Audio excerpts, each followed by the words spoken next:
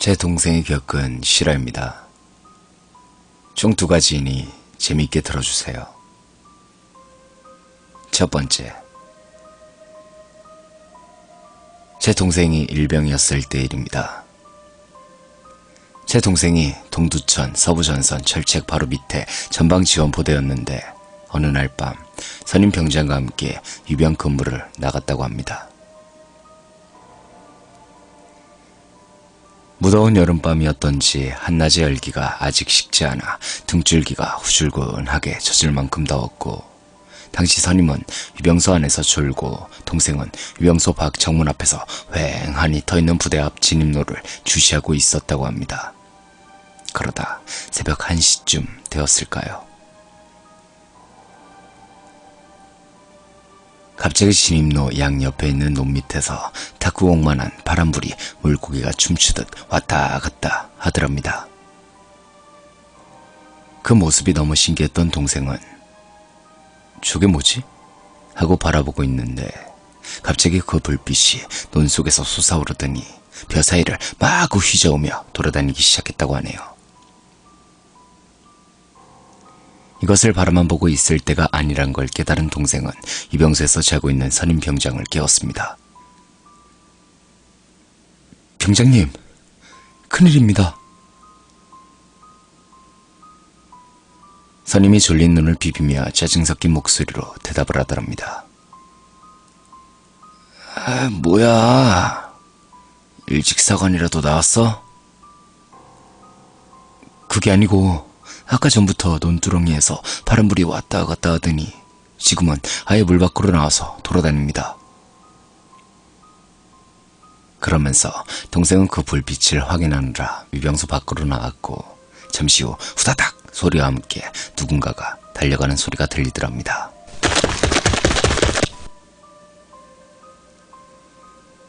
그 소리에 동생이 깜짝 놀라 뒤돌아보니 같이 근무 서던 선임이 뒤도 안 돌아보고 중대 본부로 뛰어가고 있더랍니다. 그것에 어떻게 해야 할지 몰라 그 자리에 서 있던 동생은 달려가던 선임이 내뱉은 한마디에 같이 뛰기 시작했다고 하네요. 뭐해? 빨리 뛰어! 처음에는 하늘 같은 고참이 한 말이라서 뛰기 시작했던 동생이었지만 몇 주 정도 지나자 이제는 살기 위해서 죽어라고 뛰기 시작했다고 하네요. 뛰기 시작했을 때부터 뒤에서 들려오던 소리 때문이었죠.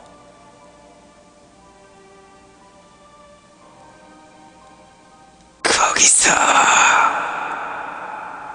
너네가 뛰면 내가 못 잡을 것 같아!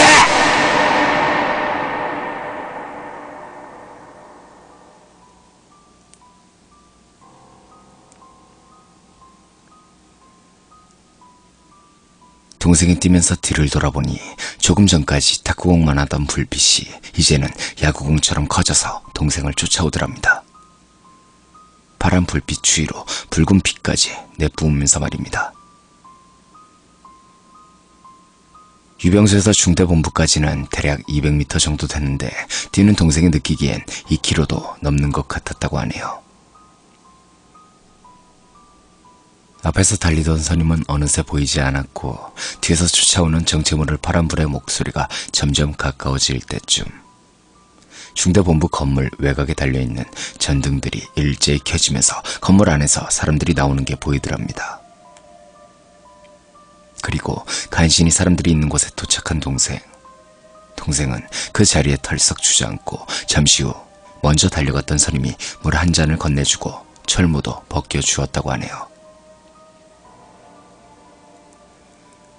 물 한 잔에 정신이 들어온 동생이 뒤를 돌아보니 조금 전까지 죽일 듯 쫓아오던 파란 불빛이 이제는 불빛이 닿지 못하는 어둠에서만 날아다닐 뿐 중대본부 안으로는 들어오지 못하더랍니다. 하지만 여전히 씩씩대는 괴기스러운 목소리를 내면서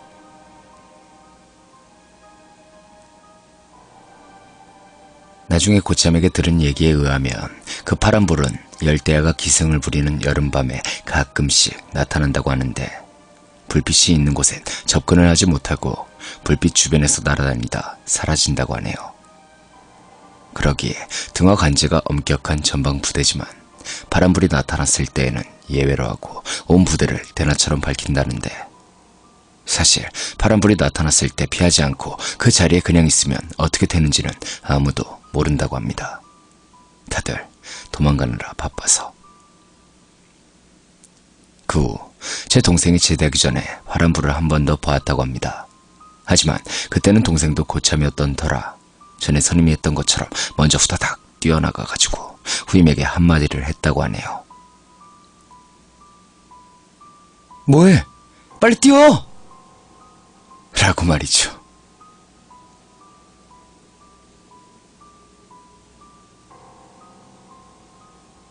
두 번째, 파란불 사건 이후로 고참들이 말해주는 괴기스러운 얘기들이 단순히 동생을 놀려주기 위해서 지어낸 것이 아님을 알고 앞으로 남은 군생활이 아득하게만 느껴지던 것도 잠시 바쁜 일과 속에서 고참들에게 들었던 얘기들을 거의 잊어버릴 때쯤 동생이 또 한 번 겪은 일입니다. 동생의 보직은 자주포 운전병이었습니다. 때는 11월 중순경의 대대전술 훈련이 거의 끝나갈 무렵이었고, 훈련을 마치고 부대에 복귀한 동생은 휴식 시간을 갖던 중 깜빡 잊고 내일 있을 차량 운행 준비 한 가지를 빠뜨린 게 생각나 내무반에서 나왔습니다. 차량 기지는 부대 외곽에 위치한 데다 가끔씩 귀신이 목격된다는 소문이 돌아 낮에도 사람들이 가기를 꺼려하는 곳이었지만, 불같이 화를 낼 사수의 모습이 떠올라 동생은 어쩔 수 없이 차량 기지로 향했다고 하네요. 자주포 운전병 중 제일 막내인 동생은 주차 위치도 차량 기지에서 제일 끝쪽 견인포를 세워놓은 곳 바로 옆자리라서 차량 기지 앞쪽에 위치한 초소와는 거리가 좀 되었기 때문에 더 무서운 느낌이 들었다고 하네요. 대략 저녁 8시가 조금 안 된 시간이었지만 차량 기지 안에 달려있는 조그마한 야간 불빛등들이 오히려 칠흑 같은 암흑보다도 더 괴기스러운 분위기를 만들어내고 있었고, 11월 바람치고는 너무나 차가운 바람에 윙윙거리는 소리가 가뜩이나 무서운 느낌을 받는 동생을 더욱 주눅들게 하였답니다. 잠시 후 이윽고 그 공포를 이기며 운행일지 점검까지 다시 한번 확인한 후 차량에서 나오던 동생이 견인포가 세워져 있는 곳에서 사람의 형체 같은 것을 아른아른거리는 것을 보게 되었습니다. 처음에는 기지초소에 있던 근무자가 왔다고 생각했는데 그것은 동생 쪽으로 다가오는 게 아니라 포 주변에서 계속 아른거리길래 그것을 이상하다고 여긴 동생은 조금 더 앞으로 다가가 봤답니다. 그리고 거의 얼굴 윤곽이 보일 만큼 접근해서 "거기 누구십니까?" 라고 묻는 동생의 질문에 그 사람은 묵묵부답으로 포만 열심히 닫고 있더랍니다. 그래서 동생이 속으로 "저놈도 나처럼 사수한테 혼나는 게 무서워서 이 밤중에 포를 닫고 있는 건가? 근데 왜 묻는 말에 답이 없는 거야? 기분 나쁘게." 라고 생각하면서 가까이 가려다 문득 이상한 느낌이 들더랍니다. 사람이 좌우로 움직이면서 원을 그리듯이 걸레질을 하면 분명히 팔이나 어깨, 하다못해 손목이라도 움직여야 하는데 앞에 그것은 그런 움직임들이 전혀 없이 사람은 그냥 횡으로 왔다 갔다 하고 걸레만 원 운동을 하고 있었기 때문입니다. 마치 걸레가 혼자 빙글빙글 돌면서 닦는 것처럼. 그리고 그 사람이 입고 있던 군복도 얼룩무늬가 아닌 예전에 착용하던 민자무늬 군복. 눈앞에 있는 물체가 사람이 아닌 귀신이라는 생각이 든 동생은 그 자리에 몸이 얼어붙는 듯이 꼼짝도 할 수 없었다네요. 온몸에 솟는 소름과 함께 심장은 터질 듯이 쿵쾅거리고 비명이라도 질렀으면 좋겠는데 목구멍이 꽉 막힌 듯 아무 소리도 나오지 않았다고 합니다. 그렇게 가위에 눌린 듯 꼼짝을 못하고 있는데 뒤에서 동생을 부르는 소리와 함께 사람의 인기척이 났습니다. 그러자 거짓말같이 앞에서 열심히 포를 닦고 있던 그 사람의 형상이 사라지면서 가위에서 풀린 것처럼 동생의 몸도 움직일 수 있게 되었고, 이윽고 동생에게 다가온 근무자가 동생에게 묻더랍니다.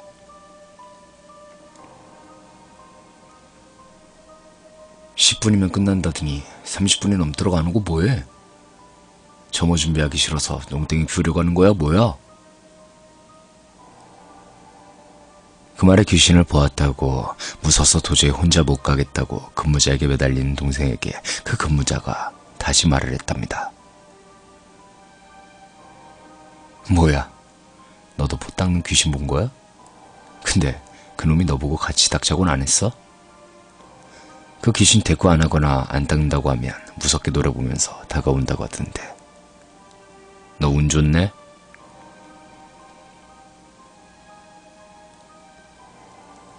부대 내에서도 포 닦는 귀신에 대해서 도는 말이 많았다고 합니다.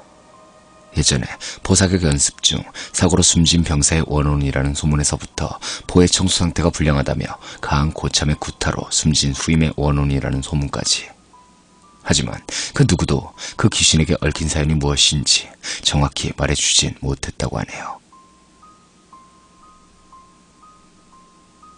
이상 동생에 관한 실화 2가지였습니다.